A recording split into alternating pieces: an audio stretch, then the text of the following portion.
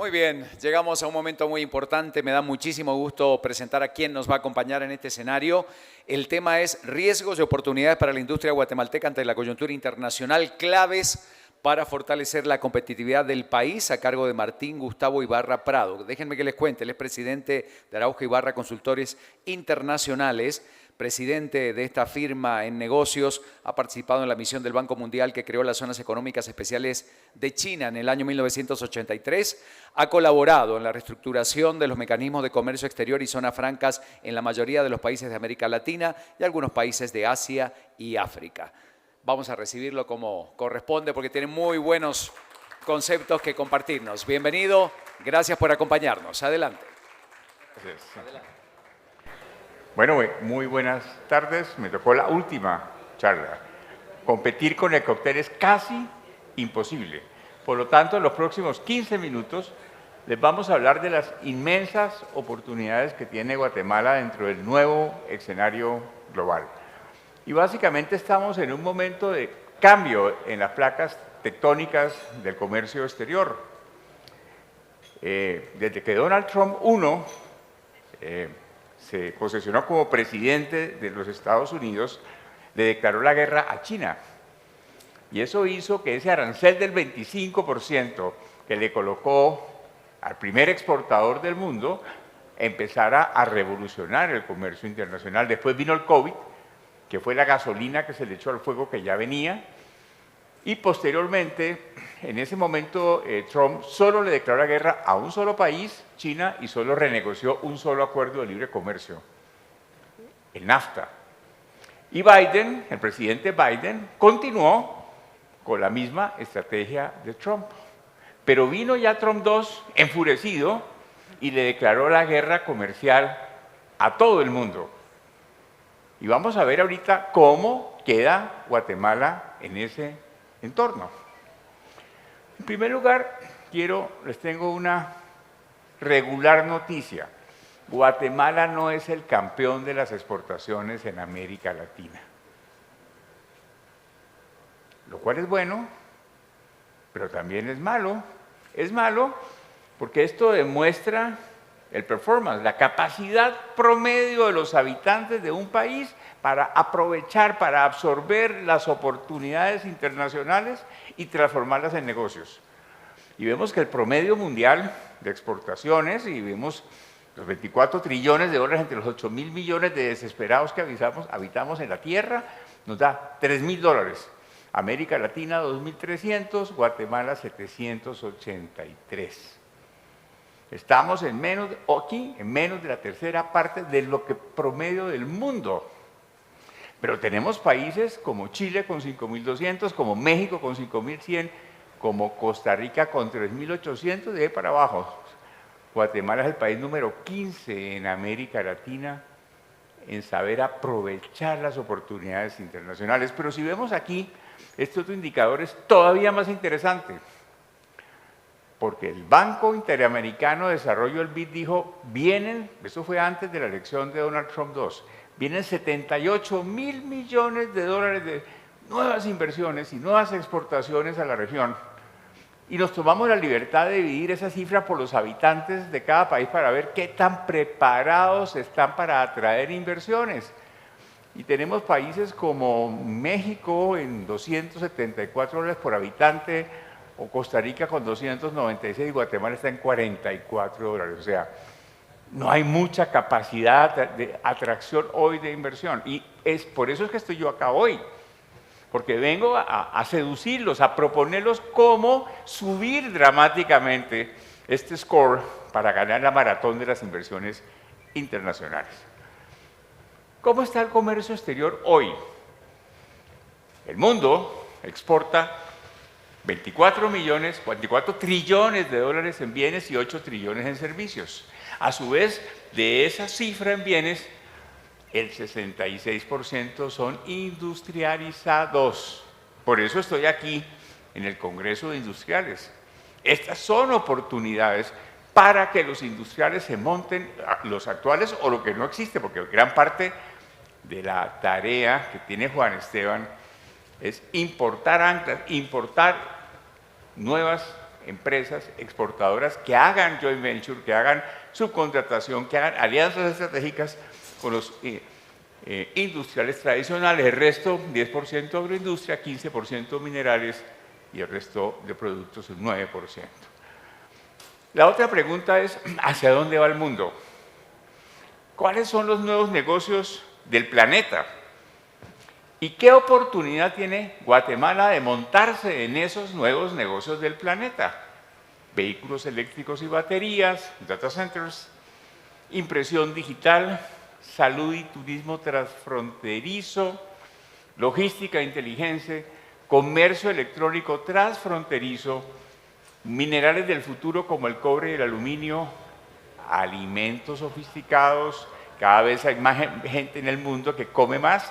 Mínimo comemos 2.000 calorías, multipliquen por los 8.000 millones de habitantes para ver el gigantesco potencial de la agroindustria, hidrógeno y energías renovables, que acabamos de ver en la pantalla una magnífica propaganda de Enel, de cómo hace energía renovable. También vemos acá la inversión extranjera, mientras América Latina es el 8% de la población, el 6% de las exportaciones, somos alrededor del 12% de la inversión extranjera directa.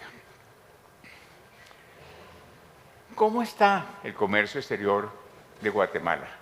Bueno, Guatemala tiene un comercio diferente al del mundo. No exporta el 66% de manufacturas, solo exporta el 47% de manufacturas.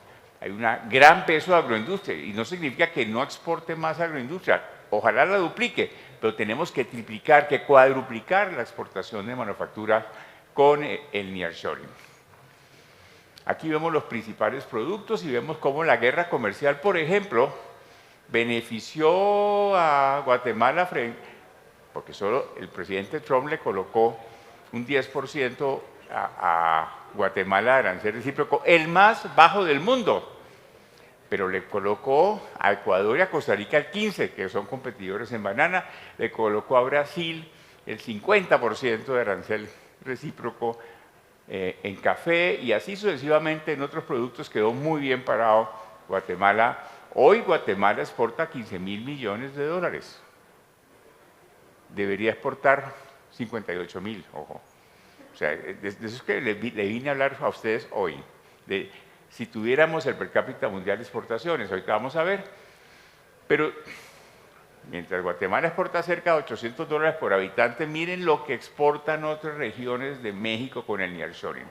Miren el gran impacto de cómo ellos sí han sabido, en unión con los gobernadores regionales, han sabido tender redes para atrapar inversiones como propósito nacional y como propósito regional. Y eso que esto ocurrió con un presidente de izquierda como AMLO. Bueno, debido a la guerra comercial, China bajó del 21 al 14% su participación en las importaciones norteamericanas y cada punto vale $30.000 millones. Y América Latina se convirtió en el primer socio comercial de los Estados Unidos. Yo quiero subrayar este hecho. Ya no es China, ya somos nosotros, los latinoamericanos, pero solo ganamos 2 de los 7 puntos que perdió China. ¿Cómo hacer para ganar en el futuro otros 3 o 4 puntos de manera conjunta? Pero ahora miremos en esta piñata del nearshoring, ¿quiénes fueron los beneficiados? El campeón total. A mí me acuerdo de los kenianos, yo fui maratonista. Cuando hay una maratón, el keniano llega en la mitad del tiempo. Tienen unas zancadas, dicen que los abuelos eran ladrones, que por eso aprendieron a correr muchísimo. Uno hace una media maratón en 2 horas y ellas lo hacen en 1 hora 5. Pues aquí más o menos a México le pasó eso. 194.000 fue el delta, el incremento, no lo que exporta, el incremento de México en estos 7 años. Y miren cómo hay otros países, hasta Suiza, que no tiene costas, que no tiene puertos, que es mediterráneo, que no tiene un TLC, creció en $27.000 millones sus exportaciones a los Estados Unidos.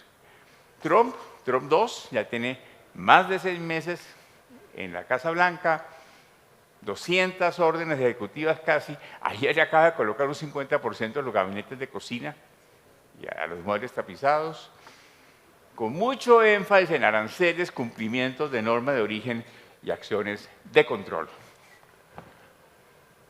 ¿Cuáles son los aranceles vigentes hoy? 25% para vehículos y autopartes, 50% para acero, aluminio y cobre. Eliminó los $800 persona día en los paquetes que pasaban la frontera a los Estados Unidos sin tocarla ni mancharla.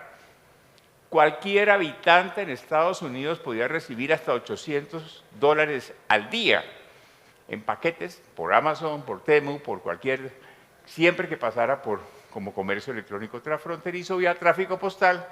Eso el 29 de agosto murió 1.4 billones de paquetes por 66.000 millones de dólares. Chao.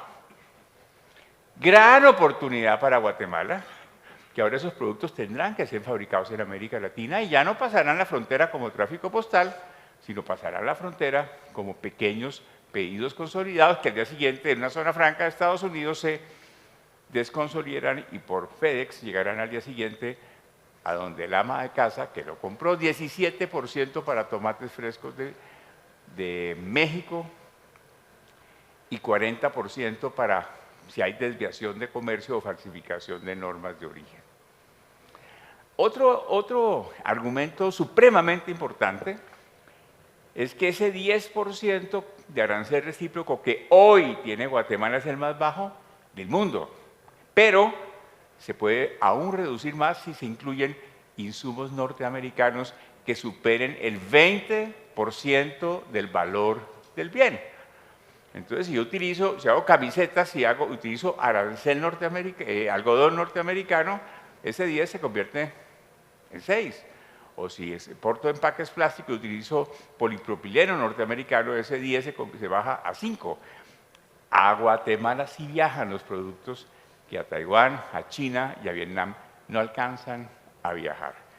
Por eso yo me atrevo sin temor a equivocarme a decir que Guatemala es uno de los 5 países del mundo más bendecidos por Trump, por la estrategia arancelaria. Les va a tocar a ustedes hacerle un busto al presidente Donald Trump en alguna parte del país.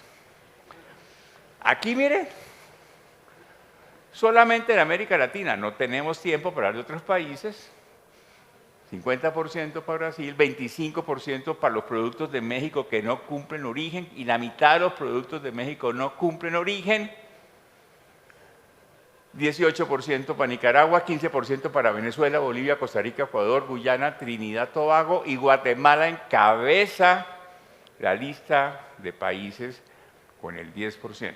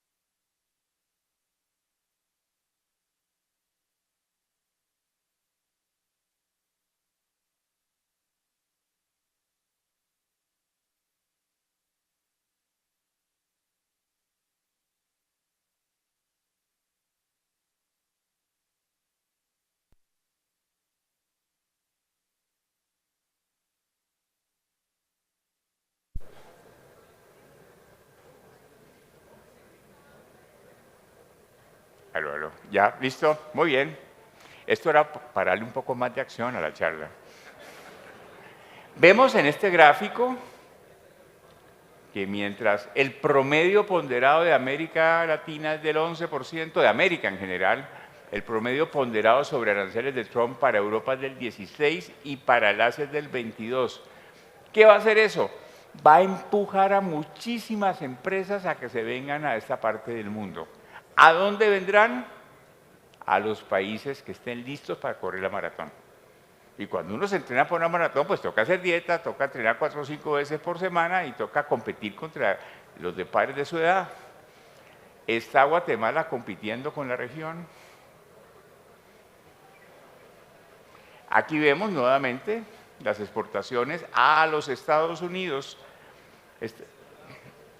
México exporta 500.000 millones a Estados Unidos, Guatemala exporta 5.000 millones, el 1% de lo que exporta México a los Estados Unidos. Si dividimos los 500.000 millones entre los 30 estados de México, nos da 16.000 millones por estado. O sea, el promedio de cada estado de México, aún lo que no exporta, es 3 veces más lo que exporta toda Guatemala a los Estados Unidos. Esto simplemente, no le estoy diciendo que lo están haciendo mal, le estoy diciendo es el gigantesco potencial, inmenso, ilimitado potencial que tiene el país de atrapar estas oportunidades que Trump está empujando a América Latina y en especial a Guatemala. Este es otro cuadro importante. Solo hay 20 países en el mundo que tienen un TLC con Estados Unidos de los 200 países del planeta. El promedio de los 20 países son $2.500 de exportaciones a Estados Unidos. Guatemala está en 273. No estamos utilizando suficientemente el TLC, que es un tesoro hoy en día en este ambiente de guerra comercial con los Estados Unidos. Aquí también vemos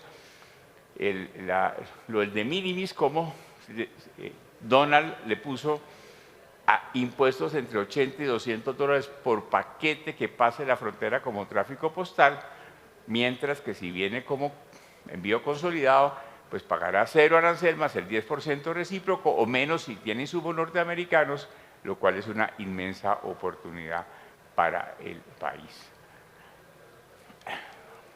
Hablábamos con la Asociación de Industriales ayer cómo la mitad de los productos que México le exporta hoy a Estados Unidos no tienen regla de origen, no cumplen con ese 50, 72,5%, y aquí hay una gigantesca oportunidad, pero eso supone tener muchos metros cuadrados de zonas de desarrollo económico, zonas francas, puertos eficientes que reciban esas mercancías, porque si queremos exportar mucho, tenemos que importar insumos, porque son productos industrializados, o sea, la capacidad de movilizar documentos, procedimientos, llenar metros cuadrados de naves y muchos miles de contenedores tiene que incrementarse geométricamente, y aquí es donde una acción, como vamos a ver ahora, público-privada se convierte en un requisito fundamental. Por eso es absolutamente necesario que se tome como una obsesión nacional el atrapar conjuntamente entre gobierno y sector privado estas oportunidades. Este es un marco que dura el gobierno de Trump, 3 años y medio más. Esto no dura 20 años. Esta mañana me comentaban cómo, mientras en Dominicana aprobar una nueva zona franca demora 1 mes, y en Costa Rica 2 meses, aquí se demora 2 años. Si vamos a tomar 2 años para aprobar las próximas zonas francas, se fue Trump. Y no aprovechamos las oportunidades. Tenemos que ver cómo rediseñamos y colocamos en paralelo procedimientos que no tienen que ser en serie. Obviamente esto supone un gran apoyo político sostenido, es una política de Estado, no de gobierno, toca tener un gran presupuesto nacional para promover al país en el exterior y obviamente convertirlo, como ya dije, en un propósito nacional. Sin zonas de desarrollo económico especial, las CEDEPs o zonas francas, esto no es posible porque no van pues, ustedes están compitiendo con 250 zonas en la región de Centroamérica y el Caribe y con 800 zonas francas en América Latina. Y además supone tener los más ágiles, digitales y amigables procedimientos de comercio internacional con estabilidad jurídica. Esto se ha dicho, la estabilidad jurídica se ha repetido hoy hasta el cansancio y yo no me canso de volverlo a repetir.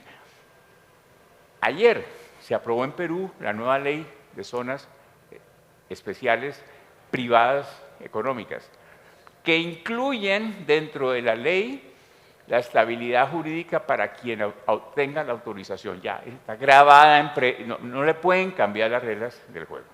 Entonces, mis queridos amigos, quiero decirles a ustedes que si logramos esto, en pocos años, Costa Rica no exportará 15.000, sino 53.000 millones, que es un tercio del Producto Interno Bruto actual, y estaremos en un país en que logrará sembrar en el presente los negocios del futuro, y en ese momento Guatemala estará condenada al éxito. Muchas gracias por su atención.